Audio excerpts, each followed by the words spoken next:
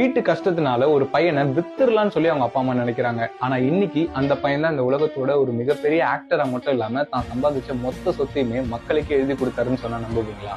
100 days 100 குட்டி stories part 2ல இன்னைக்கு டே 2. இந்த மாதிரி யூஸ்ஃபுல்லான குட்டி ஸ்டோரிஸ்க்கு நம்ம பேஜை ஃபாலோ பண்ணிக்கோங்க. 1954 ஹாங்காங்ல ஜாக்கி சான் பிறக்கிறாரு. சின்ன வயசுல அதிகமா சாப்பிடுவாரு. இதுக்கே தனியா நம்ம சம்பாதிக்கணும்னு இவங்க அப்பா அம்மா இவரை விக்கிறதுக்கெல்லாம் பிளான் பண்ணிருக்காங்க. என்னதான் சின்ன வயசுல இருந்து ஆக்டிங்ல இன்ட்ரெஸ்ட் இருந்தாலும் ஸ்கூல் முடிச்சுட்டு கூலி வேலைக்கு தான் போறாரு. சில வருஷங்கள் கழிச்சு இவரோட ஃப்ரெண்ட்ஸ் எல்லாரும் அமெரிக்காவுக்கு போனா நீயும் ப்ரூஸ்லி மாதிரி ஆகலாம்னு சொல்லி இவரை பேசி அனுப்பி வைக்கிறாங்க.